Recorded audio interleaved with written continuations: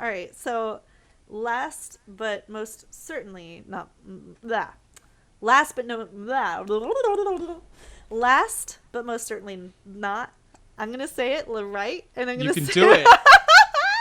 I'm not. This is coffee, not alcohol. I swear.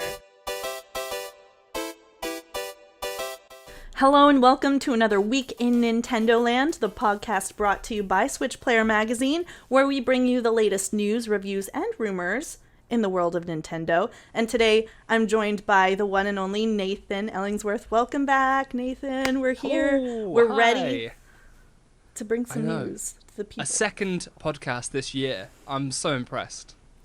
I hope everyone else is. Welcome, everyone. We don't have like too much big stuff to talk about, really. But I actually am really interested in this story you brought up today because I have no idea about it. Sony bought Evo?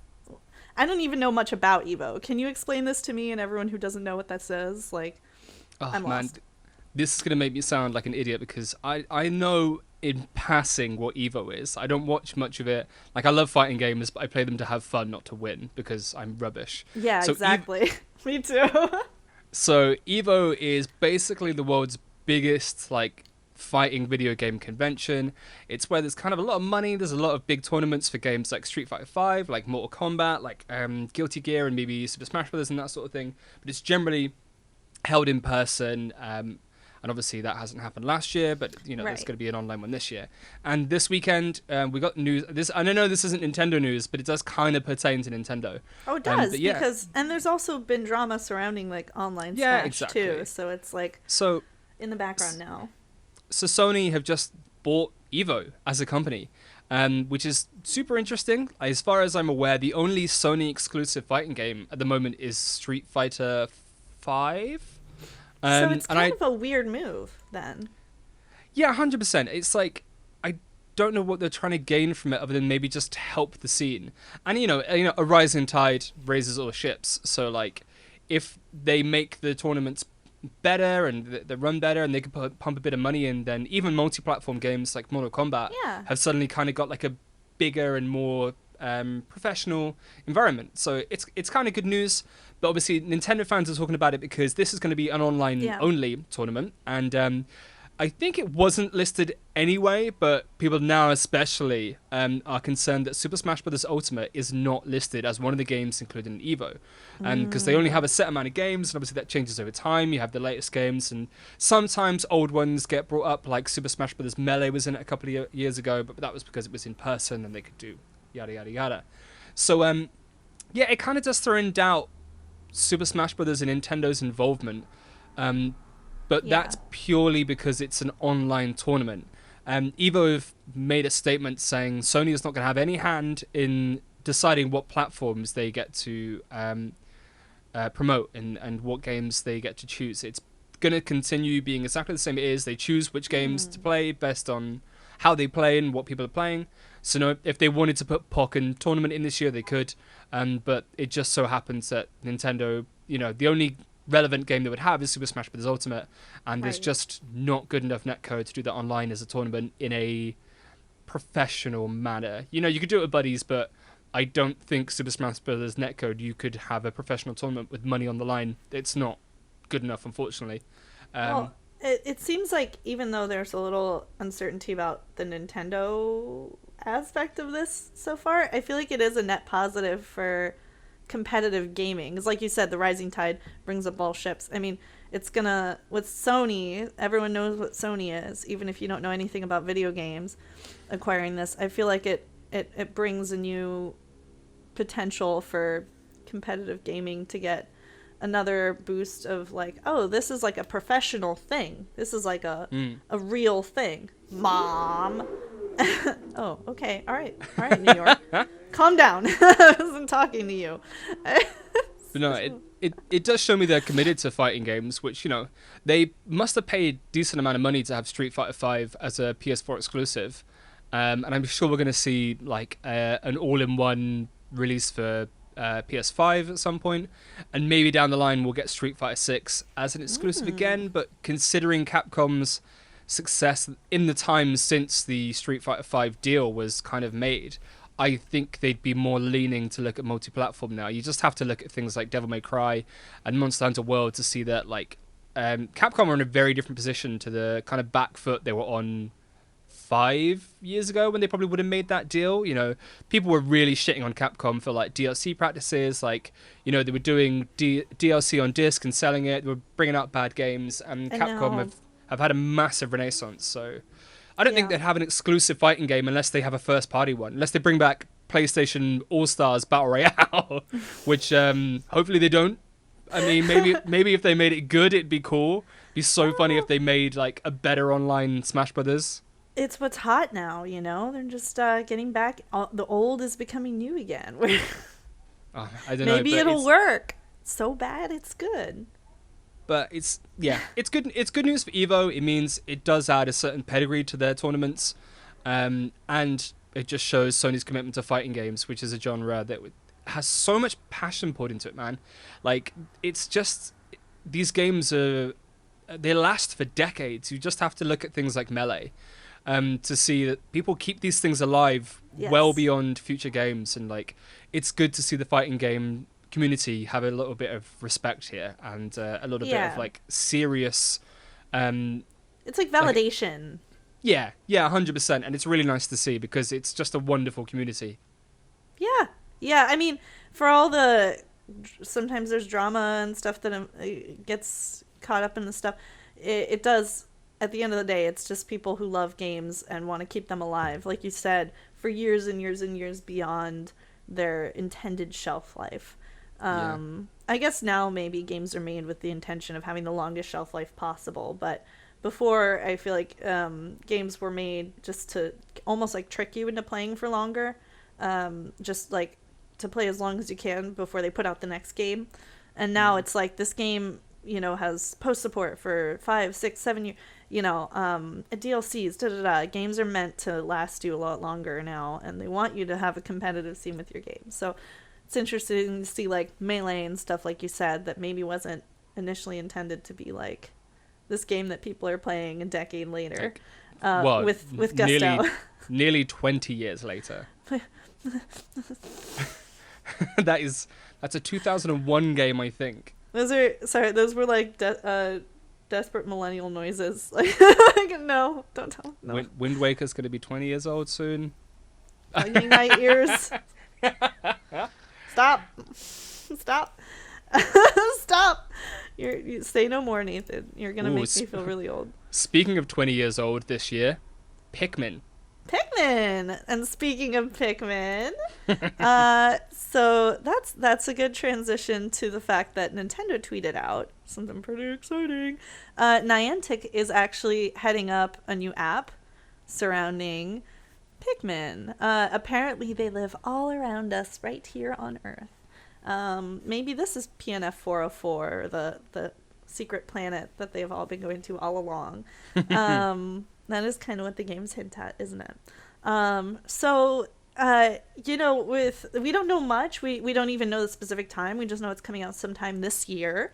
But with Niantic behind it, and they're, you know, what they've done before Pokemon Go, and what they did with Pokemon Go, it seems like, I guess and based on the picture that they tweeted, because it's an individual walking on a sidewalk with Pikmin all around them. So looks like we're gonna be pounding the pavement again, hunting Pikmin instead of Pokemon. What do you think about that, Nathan? I mean, I'm excited. I love Pikmin. I'm excited. Hopefully it comes out later this year, because playing Pokemon Go has been a struggle the last year for no apparent reason. And it's also really funny that they've picked the other Nintendo franchise, which means they basically just like change a couple of letters and slap it out the door, like, yeah, just change Pokemon to Pikmin, delete this letter. Yeah. But it's probably easier than you would think to just transition this. Like you said, just swap out all the Pokemon for Pikmin, have it say Pikmin Go, banging. Yeah. But it's cool. It's clearly a really good concept. Pikmin is a franchise that I think it's gonna probably work quite well for this sort of AR thing. It makes me think of what was the name of the 3DS games? And it was these weird little yellow men, and you went outside and you had to find them in electricity. So like if you found a Wi-Fi signal, these little men came up and you collected them, and there was like 3 games on the 3DS, and it was like these weird little men in suits. Minions? I know.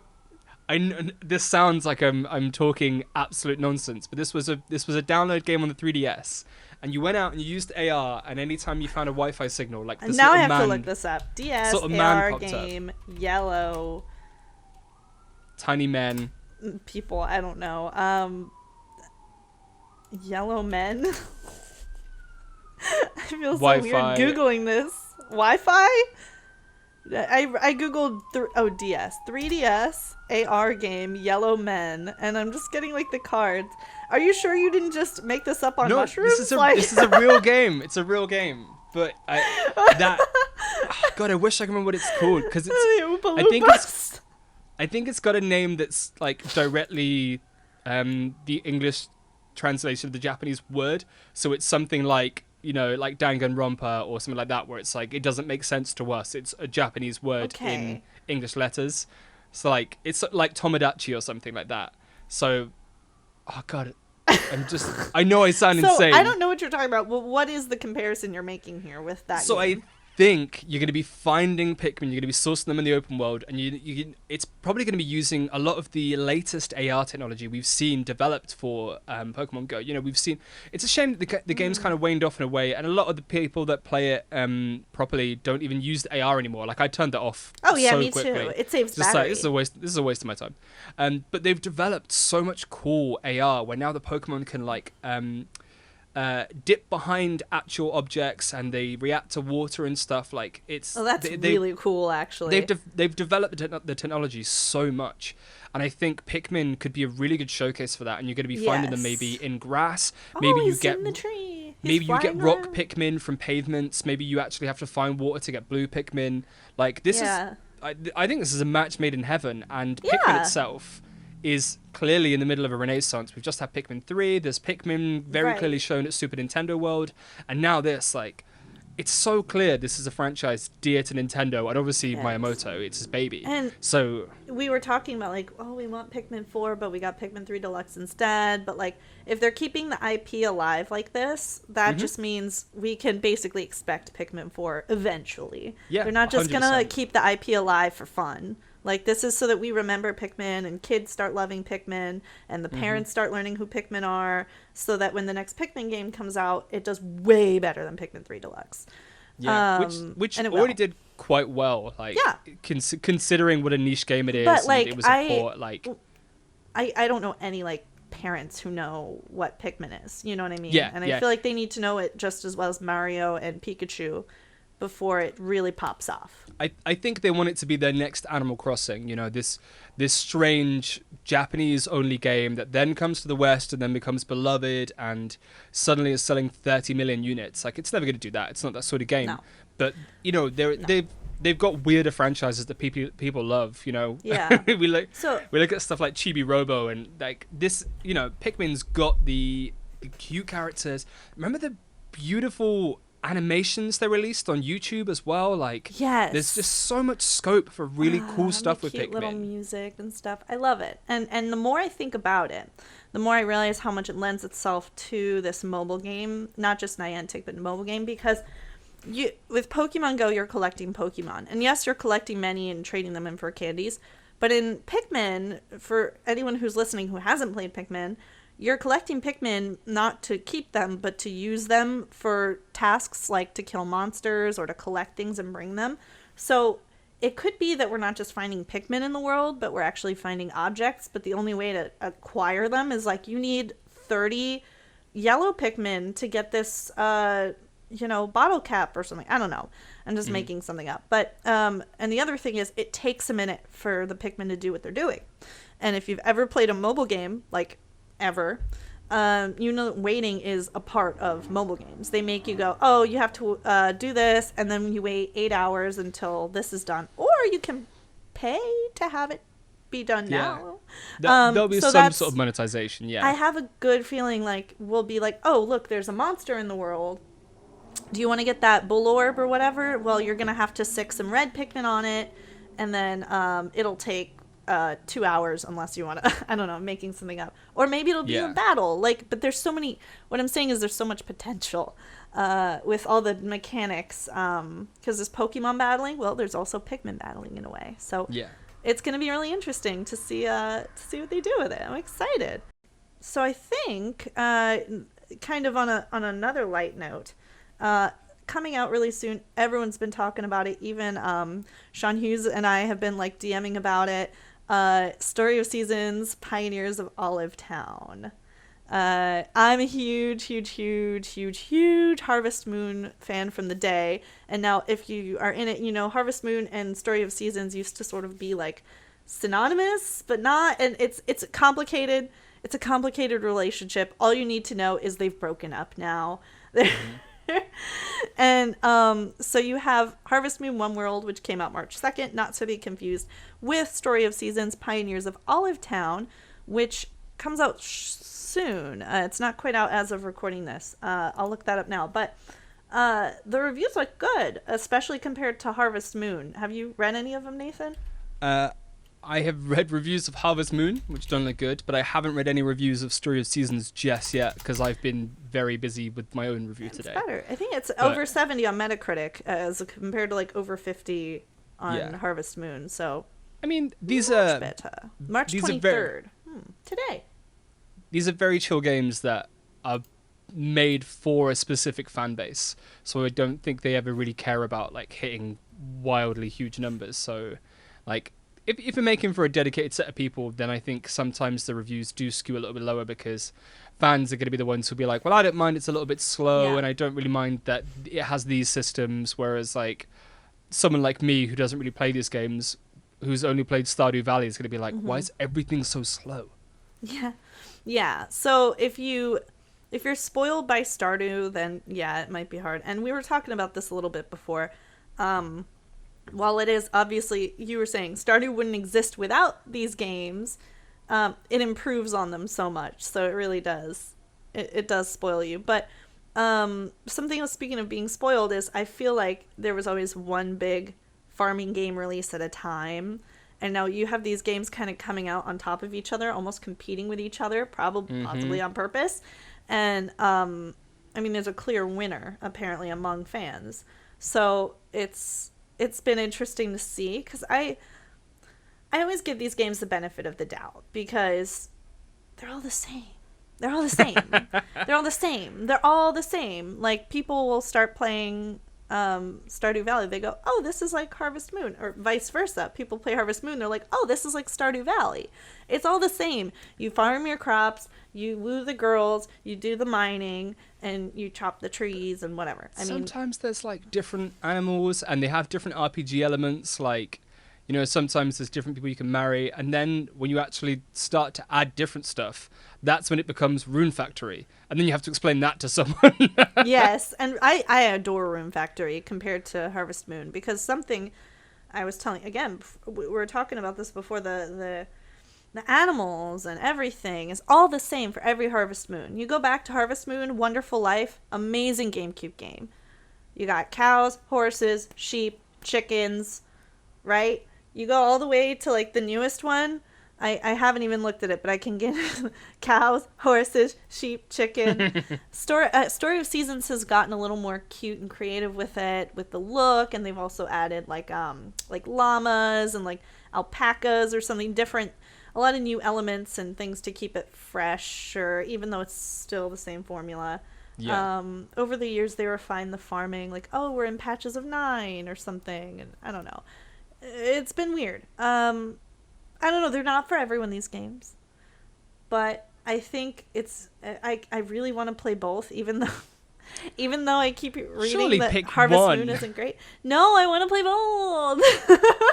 I want to because I feel like even though they're all the same, it's like watching reality TV or like reruns of Family Guy or something. Even though you've done it 100 times, it's just like, Yeah. I just want to do it It's again. comfort food. It's comfort Yes. food. I get it. Yes, it's mindless. It's so mindless. And then, 20 hours later, you're like, why don't I focus on my real life instead of my virtual? Why am I doing virtual chores when I need to eat? Exactly. And speaking of virtual lives, have you gotten back into... You told me you're not into Animal Crossing really as much anymore, right? You fell off it? I jumped on recently. I felt... Thing is, I say I wasn't into it. The reason I wasn't into it so much is because I am massively into Animal Crossing. I've put 500 hours into New Horizons. Yeah, same. Like I really went hard with it, and obviously because of everything that went on. Like I love the Animal Crossing series, and then it was about February I dropped off, which is really good for a game. It was when it was the Parve stuff with the feathers and Festival. I was like, that was actually cute. I was like, I'm not interested in this at all. I didn't want to collect items again. Items were cool though. They were, but not enough for me to log in every single day and go for all the tasks again. It was when the Mario stuff came back, got put in, and it was like, and you don't have to jump through hoops, you don't have to pull out 20 eggs, you just have to order it. And I was like, okay, this is brilliant. Yeah. This is what a lot of these items should have been, and I'm back in. So, but you can only order 5 a day, which is still a pain in the ass. That is annoying, but I get it. I get it. You know, if you otherwise really you want buy to, the whole catalog in one day. If you really want to, you can just time travel. That's what my girlfriend is, a time traveling nightmare. Every time I look at her, I'm like, oh, do you want to come to my island? I've got like this on. And she's like, oh, no, I can't. It's Tuesday on my island. I'm like, what are you doing? She's like, well, I only get to play it for a couple of hours a week, maybe. And so she just like runs through in fast mode, which I get. I totally get it. It depends how you want to play the game, right? I mean, it's true. Because, I mean, I only play like 2 or 3 days a week now. And I'll play for like, only like 20, 30 minutes just to like run around and get some fossils and check the store and all that. But I don't actually like sit and buckle down unless I'm streaming it, basically. And I think many people would argue the game is just meant to be played in little spurts like that, but there's so much that you miss if you play like that. Like, you'll miss all the tourneys, you miss all this and that. So time traveling I mean, that's why they penalize you less for it now, because I think Nintendo realizes that so many adults are playing, and it's valid. Like, they're just trying to play the game and enjoy it. And that's before you get into stuff like Wisp appearing at night, shooting stars, trying to find recipes from Celeste, trying to get art items from Red, which is once every 2 weeks, maybe. Like, I haven't seen him in forever. And then one time he came, he had all fakes. Yeah. Asshole. I didn't play the game in basically a month. And then the night I opened it back up, I had Red, I had Wisp, and I had Celeste, and I was like, oh, Animal Crossing is bringing me back. It was just like, keep playing, please, we'll give it all to you, come back. Yeah, it was lit. I don't know, maybe RNGesus was just with you on that day. I mean, it was magical. It was that, or the game knows. But the reason I bring it up is because March 20th just passed, and that was actually the first anniversary of the game. I mean, I remember that anticipation so much. I was like keeping a planner because I actually had a life back then. And I had it for weeks. I had March 20th, like Animal Crossing, all caps. Like, that was it. That was the day. Little did we know. It was even a Saturday too. I'm pretty sure it was a weekend. So it was like perfect. I might be wrong about that. And little did we know, that like a week prior to that or two, everything was shutting down. At least here, it was like mid-March when that happened. But we get some cool updates since. Obviously, we've had some cool holidays. We've had some necessary changes like additions to storage. Now, we have new... you know how you can add custom designs? Mm-hmm. We're getting new custom design slots, which is big for people who like to decorate their island. I ran out ages ago, so I'm really happy with that. There were so few before. There were so few, especially if you're like me and you wanted to like put borders on your paths and stuff. Then you need like side, left, right, top, down, inside corner, right corner, left corner, like the outside and inside corners. And then at that rate, you can only have like 2 paths and a couple of other things. So when you see those really gorgeous islands, like, you got to think of how creative they've gotten with so few slots thus far. And then in addition to that, you know, in the Able Sisters, there's the design portal where you can download stuff. You can just do that from your Nook phone now. I saw a funny meme on Twitter that was like Andy from Toy Story, like, I don't need this anymore, and it's the one from the Able Sisters that he's dropping, the Woody, and then Buzz Lightyear is the Nook phone. It's so funny.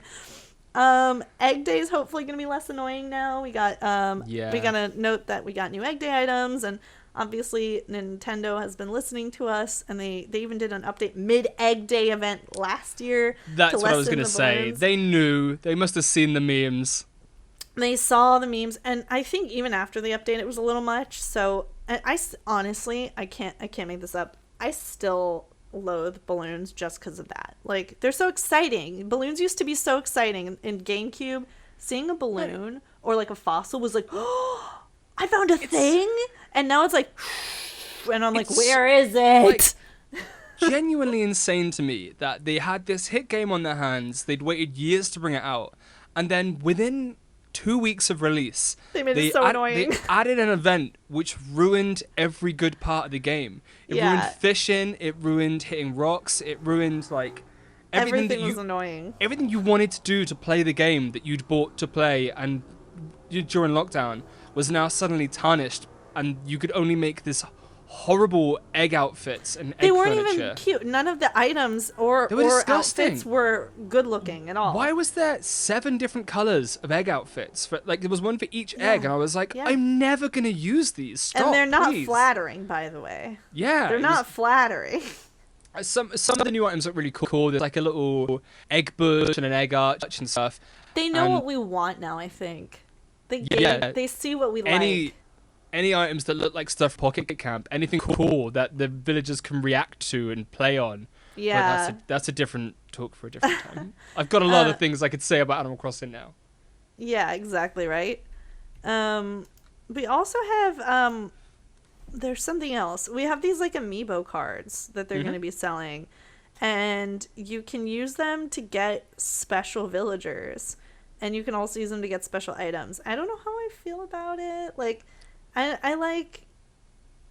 think it's cool, like, but it's kind of a slippery slope to like, oh, now you can buy this item and buy this item and buy this item. Like, I'm not trying to be spoiled. We're getting a lot of great free updates, but like, I don't know. I guess because it's a collab, it makes sense. But you know what I mean by slippery slope? Yeah. Like how we're getting all the Mario stuff for free, but who's to say that if this Sanrio Sweetness, which is what I'm talking about, this bundle doesn't do well, that next year they don't go, oh, well, if you want all these cool Zelda items, you're just going to have to buy the Zelda collab bundle. You know what I mean? Like, that's a bad example, but you know what I mean, right? The thing to remember is, so this Sanrio collection where you can get, it's not like Hello Kitty specifically, but it's different characters that are kind of based on the other characters and stuff. And there is some Hello Kitty items and stuff. It's super cute. This was on the 3DS version.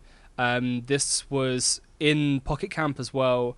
So this is something that's been going on for years, and it was one of the things on the 3DS version. It used the Amiibo cards, and obviously that's what's happening here. And then you have to remember, like, not only that, but then we had Happy Home Designer, which almost exclusively used the Amiibo cards, and you had to buy those. So like, Nintendo want to push something like this with Animal Crossing. Animal Crossing's almost another Pokemon, where they've got these hundreds of characters, and people love all of them, and everyone's got one as a favorite. Like, I love Pietro. Nobody loves Pietro, but I love Pietro, the horrifying clown. Have I ever shown you my Pietro tattoo?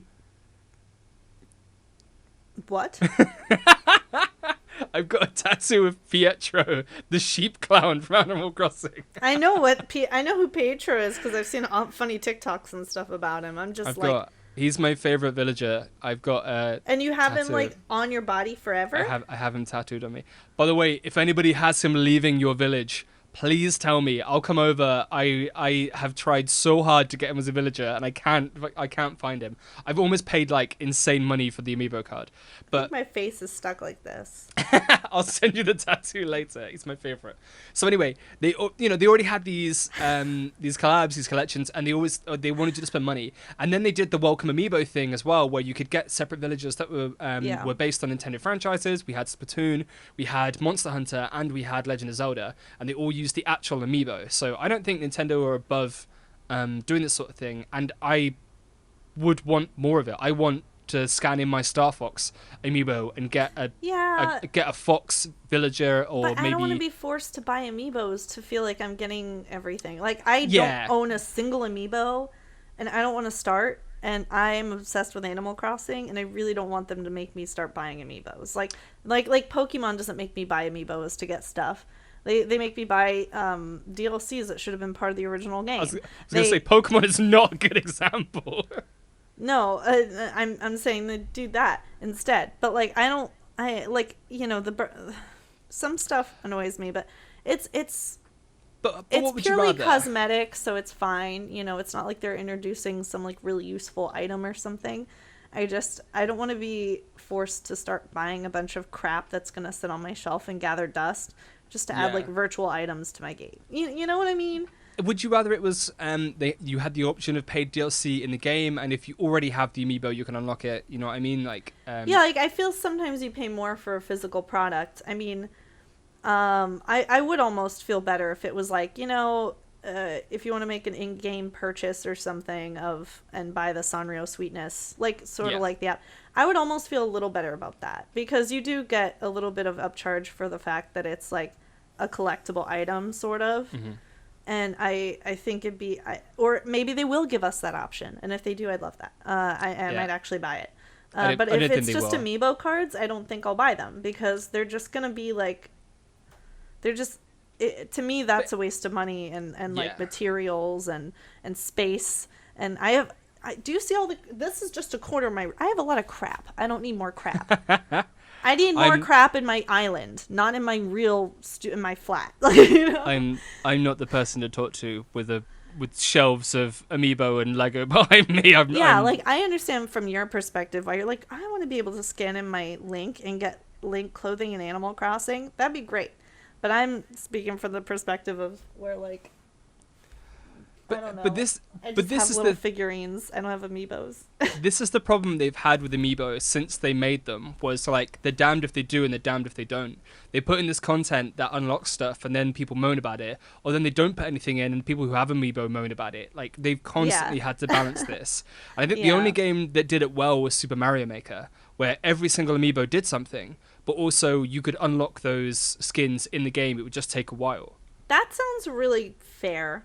I like that. I think that is still by far and away the best use of Amiibo. Like the idea of bringing fortune cookies into this game and some sort of RNG aspect to it, and going, oh, well, you can buy the Amiibos and just scan the Amiibo. This is just me making something. Buy the Amiibo cards and you get everything right there. Or you can pay Tom Nook once every day for a little fortune cookie and open it up and see which item you get. That was in New Leaf. Is one of my favorite parts of New Leaf, because it also integrated your street pass points, and I had nothing else to do with those coins personally. So I just every day go in. I get the only problem was for years and years and years, and to this, I mean, I haven't been playing consistently, but every time I go in, I'm like, will I get the complete Link outfit? Nope. I got more pants. I don't need his pants. I need his tunic. I know. It was tough. And then after the Welcome Amiibo update, they added Nintendo stuff. They added Splatoon stuff. Like, I miss all that Nintendo stuff in Animal Crossing. It's coming back. Like, I think... speaking of the Mario stuff... It's been a year. Like we glazed over it, but that Mario stuff is great. It's amazing. It's cool. And it's coming. They're drip feeding it to us because, as I said when we were talking about Evo, there's a new mentality with games. They're drip feeding it to us because, like you just said, the fact that Mario was introduced now is bringing you back into it a year later. Imagine You're right. imagine in 2022 when they go, and here's all the Zelda items. Do you want a Master Sword that goes in and out of the block? Here you go. Oh my god, we better get Zelda stuff later this year. Whenever we finally get this Zelda Direct, which people just said we were going to get, and now everyone's like, where's this Zelda Direct's late? Stop. Imagine Pikmin items in Animal Crossing. Well, they had them. They had them. They had the little like, plant they had the and stuff and the planter. rocket. And like imagine like New Horizons level. You know what I'm saying? Like a bush. Imagine like a bush where like when you interact with it, the little Pikmin pop out or something. Like my problem is I know it is kind of as a service, and also development has been impacted heavily. We don't know what happened to Nintendo over the last year, and Animal Crossing, maybe we would have had Brewster by now. Maybe we would have had all these items, and they've actually had to go like, actually, let's just do the events we had planned, which we'd already developed, and we'll add in updates a lot slower. So maybe that's why now we're finally seeing design stuff. So like, I do really want to preface this with like, I do understand that maybe Animal Crossing had these huge development plans, which would have demanded a normal studio, everyone inside, constant development, and they were like, this is our plan for the year, and that probably went to shit. That probably disappeared. So like, I get when people are just like, we'll just add all these things. It's not that easy. Because I really want Brewster and I really want the Roost to come back and I want to make people coffee. That's all I want. Probably going to happen. They're just slow, like you said. It's whether circumstances or, like I said, whether because they want to drip feed. Yeah, and I think the problem is, like, people like me and you, we've put in 500 hours because there was a pandemic. And now we're at this stage where we're like, well, we're bored of this game. Whereas Nintendo originally was like, well, people will play it a little bit and, they'll keep coming back to it. Whereas we played it 10 hours a day. We built entire cities. We made ourselves sick of this game that was still admittedly too slow. I still think even if things had been different, the game is too slow and there's things I think need to change. But I think people have just run themselves into the ground with it. So now this probably normal kind of spread of content drops is like, I still find myself a bit annoyed that we're not getting things sooner, but I do understand the situation isn't what Nintendo had planned. Yeah, it's who knows what they're thinking, honestly. We'll never know what the real plans were. We'll never know what they intended or what they mean now with what they're doing. They'll never tell. They've barely even said that COVID has affected them. They've been like, everything's fine. We just only released 3 or 4 first-party games last year. That's completely normal. Like they've just they're trooping on, and that probably is part of the reason some of these features haven't made it to Animal Crossing quite at the time. I would assume so. Yeah. But I don't know. I give it the benefit of the doubt because while it's not Nintendo's job to tell people how to play Animal Crossing, like people just, it came out at a time when people sort of almost had no choice but to play it the way it wasn't intended to be played. Not the wrong way. There's no right or wrong way to play any game. You play it how you enjoy it.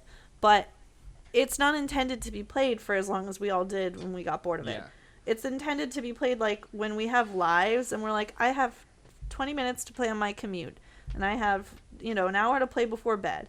Like, and like that, where you're squeezing Animal Crossing in when you can and maybe time traveling like your partner does just to get through. Yeah.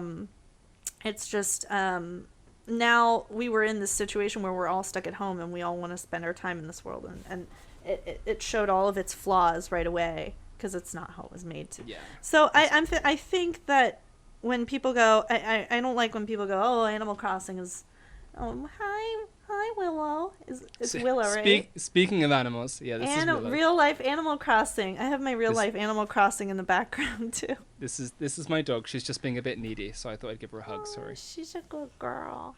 I totally lost. Oh yeah, but when people say that New Leaf is better. It makes me a little hesitant because it's almost apples and oranges. Yeah. Like you have like very different intentions with these games. So like the things that people decry as flaws on New Horizons, like for example, people hate that you have to make tools. Well, it's a game where tools have a almost like a completely different meaning now, because chopping down trees is not just cosmetic anymore. You're actually getting stuff from it. So in games, when you get, you also have to give, right? Of course. So it's sort of like people are not thinking about it that way. I've heard, like, they're different games. One of them is a social sort of decorating not, I mean, this one's decorating, but this one is more of a sandbox. Yeah. And so it has different mechanics and things people don't like. And exactly. Also, the abundance of items isn't necessarily important. It's you can make your own items. You can customize them, and you can send them more freely. So I think that it's a little unfair to compare them, especially when the stuff that people say, I miss this, I miss this, I miss this. It's coming. It's all coming. It's happening. The Mario stuff game. It's all coming. Just it's another series. It's a bit like Zelda, where like Breath of the Wild came out and everyone was like, "This is so good. It's the best game ever made." And then a year later, everyone was like, "I miss dungeons." And then later, people were like, "I missed a grappling hook." And it's like, well, you've just had enough time now to think about other games. And it's the same thing with Animal Crossing. Like, we got so much... Right, you're right. The DIY stuff was incredible. We had all these new tools and the ways to decorate the island. And as much as I want, you know, the old Nintendo items, and I want Brewster and stuff, like, we just got something different. And they couldn't just make the same game again. So I get it. But it's all coming. It's all coming. They certainly didn't. It's all coming. A lot's coming. That Egg Day we talked about, prom items, Build-A-Bear, Animal Crossing, and of course we had the Mario stuff. And I'm sure we can expect some Zelda stuff, but we haven't really heard much about it.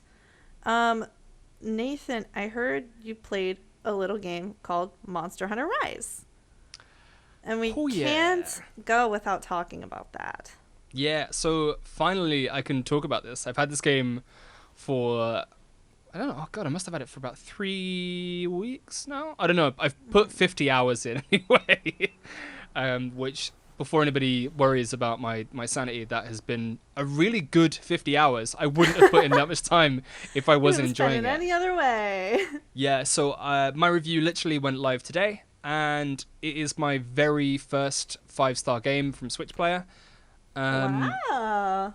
I think this is the best Monster Hunter game that's ever been made, and I think it's easily one of the top 5 games on Switch, if not like top 3 for me.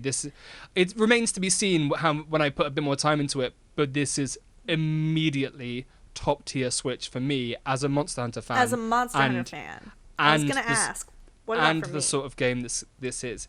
Well, so I don't know if you've ever played anything like... Have you played Monster Hunter World, or Generations, or any of them? No. Okay. So to me, it's almost... It's comparable to the Dark Souls series in so many ways. It's got this slow, deliberate combat. Everyone talks about it, and it's like, oh, once you get into it, you get into it and you understand. I watch people play this and Dark Souls all the time on Twitch. Like, it's one of the biggest games I watch on Twitch because I don't play them because I'm too scared to play them. So I watch people play them. I know it's super lazy to be like, oh, it's like Dark Souls, but this is. It is. It really is. You have to be very deliberate with every attack, and every enemy is like, I can kill you in one hit. Oh, yeah. So you have to, like, you know, you go out and use items, like you have to have potions on you, you have to have a whetstone to sharpen your weapons because they dull on what certain weapons do. And you're chasing them around for a long time. Exactly. It's a hunt. It really is a hunt. Exactly. You track them and then they go through. So what Rise does, so World changed a lot of those systems. Before it was kind of, it was kind of like the Demon Souls to Dark Souls jump, where it had all these systems and people that liked it loved it, but it was impenetrable for a lot of people. Yeah. And then World changed a lot of things. It made it really accessible. It also before only had kind of separate rooms with the loading areas between them. So every level was like 6-7 biomes, and whenever a monster was hurt and ran to another one, you had to go into another one, wait through a loading screen. And World gave these big open levels, and Rise has also got big open levels.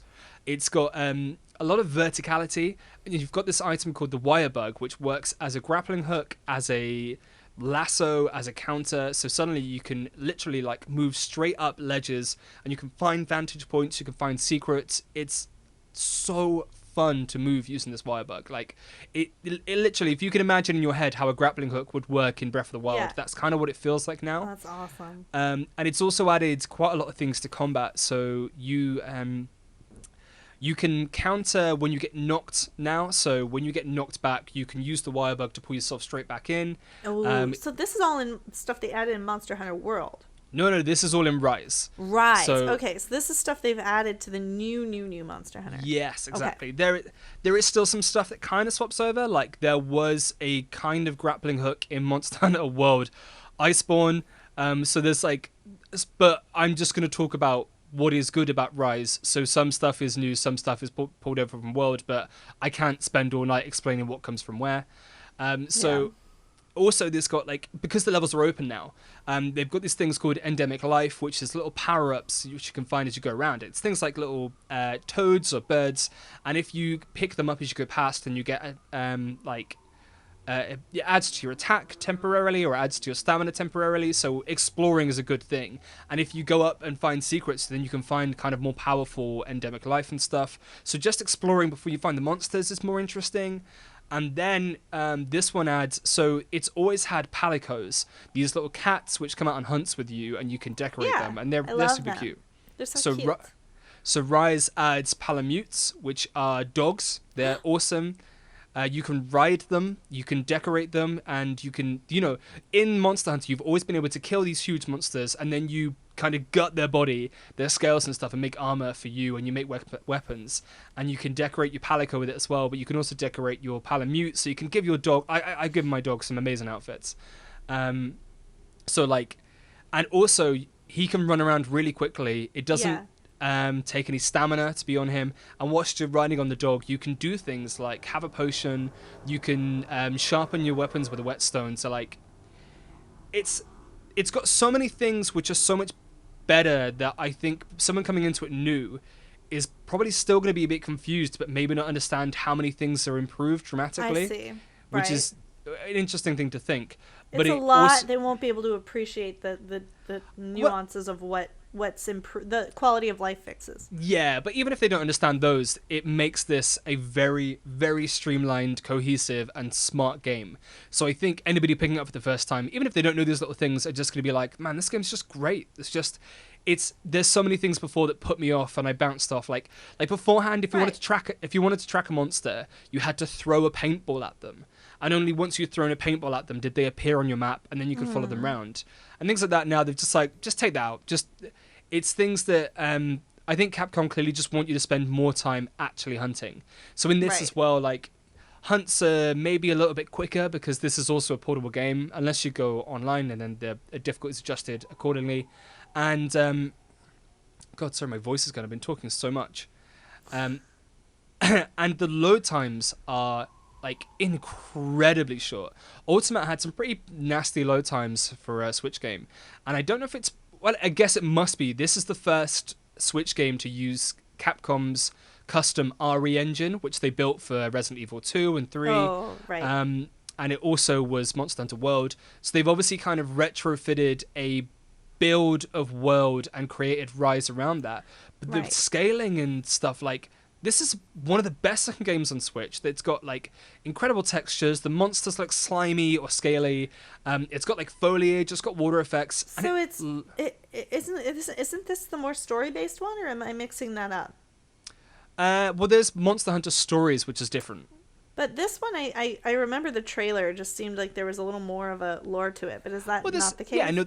Yeah, each one kind of has a story. So this one, you're a hunter in Kimura Village, and Kimura Village is being attacked by the flagship monster Magnamalo, who's the big purple guy with the fire you see in all the trailers, and it's also being attacked by this thing called the Rampage. So the story of Monster Hunter Rise goes around Magnamalo and the Rampage, and what it does is you have to build up the village by accepting quests and then defeat Magnamalo in the Rampage.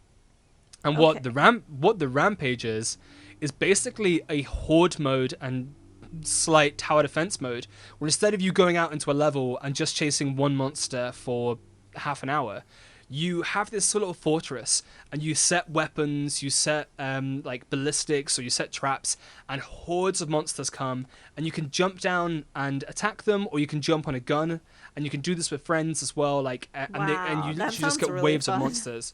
I got to play a couple of matches online with the lovely Alex from Nintendo Life and a few buddies, and man, it was so good. Like, That's Monster so Hunter cool. Online has always been pretty impeccable, and this one as well was pretty seamless. You can set up lobbies from the courier in the which is a little cat in the village. You can just set up lobbies with friends with codes. You can have private lobbies, and you can just have strangers join you as well. So like we went into a match to hunt down a what was it, Barrioth, or and some random person jumped on 2 weeks ago, and like we just didn't think to make a private lobby because we were like, it'll be fine. And obviously someone else who was playing it somewhere, reviewing it, whatever, was like, yeah, I'll jump into their game. Sure. So like, it's all really seamless. The frame rate That's didn't really take a cool. hit. Like this is to me the best Monster Hunter game ever. I've played World quite a bit as well, and I think it just makes a couple of smart improvements, and like it controls a lot better with this kind of newfound verticality and some of the new monsters as well. So everyone has new monsters. This one we have Somnicanth, which is based on Japanese mermaids, which is really cool. That it kind of like breaks open things on its belly, and it has this big bang effect. You have Tetranodon, which looks like a kappa from Yokai Legends, like, and it's this great green sumo thing. What's the other one called? It's this kind of like this like whirlwind monkey one, which as well like throws things at you. It's a lot of like really interesting and nimble monsters that clearly are there to combat the fact that you've got more movement. Mobility. Yeah. And it does really test you. And there's a couple of ones later on as well which are really testing. I've seen a couple of people moan online because like I wrote my review in a bubble. Obviously there was nothing going on. And I've seen a couple of people moaning about the fact that there's no real like end game, because once you get into stuff like Monster Hunter World, they added Monster Hunter Iceborne, which added kind of like the very, very end game S rank monsters to that fight. was pretty recent too. That was in the last couple of years. I think it was maybe 2018, 2019. So at Really? launch, Monster Hunter Rise doesn't have these S rank end game monsters yet. But we literally have already been given a roadmap of things being added. So the Monster Hunter Rise digital event, which was maybe last year or the week before, last week or the week before, they said we're getting Chameleos, a new monster, in a couple of weeks in April, and they literally gave us a roadmap of stuff they're going to add. So probably later on this year and next year, we're going to get a big expansion to Monster Hunter Rise, which will add these S tier monsters, because the people that play these games loads love these huge, like, crazy monsters at the end. These are the real, like, event raids. Like, it's such a cool thing to go on these with a few friends, and, like, the feeling of finally taking down, like, real endgame monsters is incredible. But there's plenty here. There's already, like, 6 and 7 star ranked monsters. There's things like online rankings to get. Like, you have to unlock your online rankings and stuff. So, like, I think there's plenty to do. Keeps you motivated to play more. Yeah. Like I said, I've put in 50 hours. I've got to like 6-star rank, and I can see other stuff. So like, I get that people are maybe annoyed that there isn't this much stuff to begin with, but we're gonna get it added. And I think Monster Hunter Rise is the best base, like, for the ongoing live service of a Monster Hunter game we've ever had. I just think it's incredible. I think it's absolutely incredible. And That's really comforting, because the Switch isn't really known for amazing online experiences. Nah, it's amazing. It's really comforting to hear that the online is good for people that might be interested and in that online aspect, because that's not really a given. Yeah, I didn't. There was a couple of frame rate drops in the demo, which I think was weirdly tied to like something like how many friends you had on your friend list. Not a long wait either. No. I mean, I played with the person I but set a game up with, but like even like a loading. I mean, no, load times are really Good. minimal. I'm literally talking. Yeah. I'm talking within 10 seconds. That's you're beautiful. you're talking like almost instant going Right. from different areas in the hub village. Like, I was That's constantly amazed. And also, this is one of the best second games on Switch. I don't know how they've got away with this. It's like real sorcery. It's incredible. So yeah, like I said, the couple of things missing we're gonna get. Oh my god, it sounds like Animal Crossing again. But like, I do think mechanically this is the best Monster Hunter we've literally ever had, and on the best system. It's great to have it on a big console and it looks this much better, but like the having it on Switch, you know, you'd kind of do reconnaissance missions as well on, or like fetch quest missions on Monster Hunter as well sometimes when you need resources. Like sometimes you just need to go and mine materials and like maybe get some raw meat from smaller monsters, and the fact that you just have this on the Switch and it looks incredible in handheld, it looks just as sharp. I think this is the best awesome, Monster too. Hunter game on the perfect system for a Monster Hunter game, which You're is really why I selling gave it it to 5 me. stars. I don't know if I can handle a game like that, but you're making me want to get it. I'm sorry. I've been really blown away, and like I said, I've played World, I've played 4, I've played Generations Ultimate. This is by far to me the best the game has been. Last but most certainly not least, if you are interested in going to Super Nintendo World, if you're somehow in the middle of a global pandemic in a position to go fly to Japan, it's now open as of March 17th. So are you going to get your wristband and fly off, Nathan, or you're going to wait until after? I don't want to talk about how far away from being able to travel abroad we are. Yeah, me neither. But no, it looks like an Instagram paradise, but I don't want to get into it too deep, but one day. We'll see it one day. It's pretty tiny, but we'll see. It looks like an Instagram paradise. Mm-hmm. We have a lot of questions from patrons, and we are going to answer all of them in our next episode. So make sure if you want to join the patrons, you can go to the Switch Player Magazine Patreon page. We're going to put a link in the description. And we actually have a few of you guys to thank right now. Do you want to take turns and just go through this list? Hell yeah. All right. So this is some of the most recent patrons, because we do have quite a lot, and I think maybe we're going to try and go back and find a few, or pick a few out each week and just do random shout-outs. But for the moment, it's the most recent ones. Right, and thank you guys for supporting Switch Player Magazine. Yes. Every little bit means a lot, because it's a small team, it's a family, and it comes with a lot of heart. You pay us, and we don't get paid much, so it's nice that anybody's helping. It means a lot. So after you, Nathan, who do we got here? I'll follow you up. So the first one we have is Sean Mayhall Purvis. Yes, and we got Funky Essence. What a cool name. Love that. Wannabe Critic Pod. And Scott Barrett. Mm-hmm. Daniel Haywood Stone. And Oliver Dudley. Oh, I love that name, Oliver. Oh, sorry if I get this wrong. That's my teddy bear's name. I'm going to say Torin Quinlivan. I hope I said that right. I'm really sorry if I said that wrong. Thank you, Torin. And Callan Hopkinson. Then I think this is Marcin Skavinsky. And last but most certainly not least, we have Darren Williams. Thank you guys for supporting Switch Player Magazine on Patreon. Every month you get a magazine, you get a poster, you get a pin, and now you get a little bit of love from me and Nathan. So, yeah, exactly. Thank you guys. It's appreciated. Yeah. We'll answer some patron questions next week on the pod, and we had a lot of fun. I'm so glad we're back for real. Episode 2 of 2021. Woo woo. Ooh, in the bag. We're getting there. We're getting there. I hope people that enjoy the pod realize that, this is essentially done out of love in our own time. So the fact it's not regular is because we're not on IGN money, Yeah. No, literally no one is making Nathan and I do this. Yeah. So this happens when we have the time and life gets in the way. So sorry it's been a bit irregular, but I hope you guys are patient and you like it when it is here. It might not be every week, but when we do it, it's great. You're darn right it is. And with that, we're going to go say goodbye to you guys for now. But I can't wait for next time. Hopefully we'll have some more exciting things to talk about. Enjoy Monster Hunter, Nathan. Oh my god, I can't wait to go back. I'm so excited. He's like, I can't wait to end the podcast so I can go back. All right, we'll see you next week. Bye. Bye.